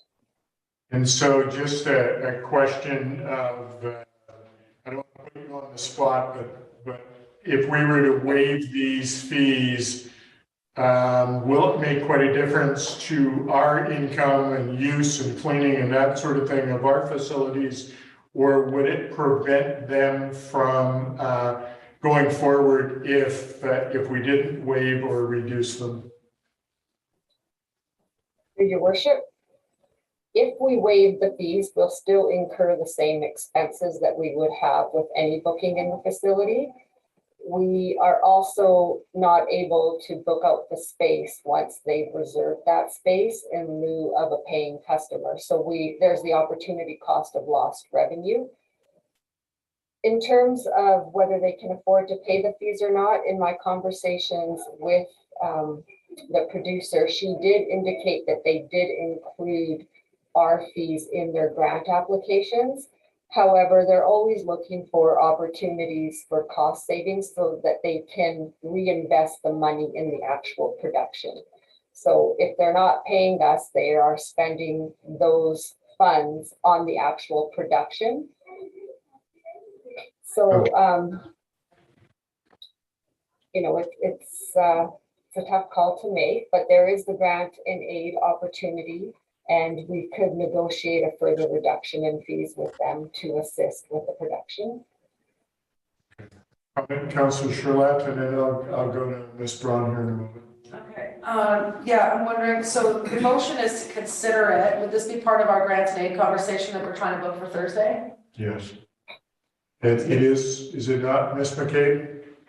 We're trying to book our grant and aid conversation. This is going to be part of that grant and aid conversation? Yes, that's correct. All right. Okay, Ms. Braun. I just wanted to add, and I guess, Laurie, we've talked about this briefly, but we also have some RMI funds that we are able to allocate to some event planning for this year, now that we've reconciled our ski shuttle costs with the amount that was spent. So I had mentioned to Ms. Donato and a tourism team here that we might be able to allocate some funds to cover some of these events, which would enable you to charge the full rates for your facility rentals, but have the income, the revenue from RMI funds. Okay, Councillor Another Farrah. option. So with that in light, I don't think I will be voting in favor of this motion. As much as I love the musical, the grant and aid program is robust for a reason. There's a lot of very worthy causes in this town that we could and should be supporting, but we need to cap it at some point.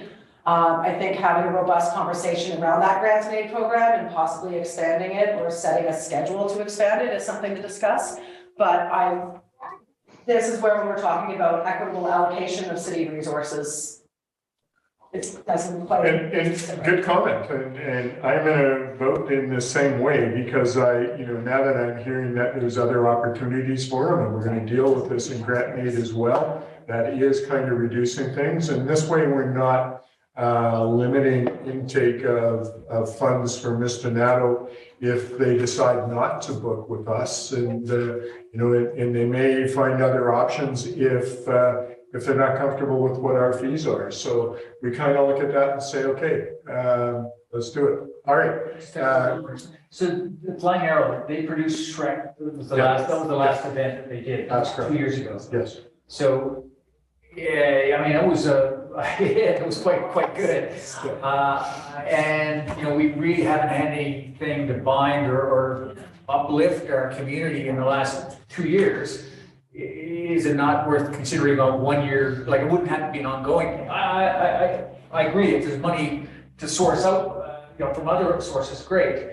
But maybe we should have that discussion at the finance thing, and then. And that's exactly it. Yeah. So I defer this, Well, I think we should vote on this, and then I think, but there's other options for them. We're just hearing that from Ms. Braun and from Ms. McCabe, the grant and aid. So I don't think by voting this down or voting it in favor is going to make that sort of decision. I think we can do it in other venues. So any further comments?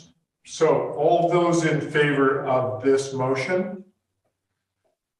Councillor Ryan in favor. All those opposed? So note that balance of council, Sulz, Elliott, Charlotte, and Brooks Hill are opposed. This motion has been defeated.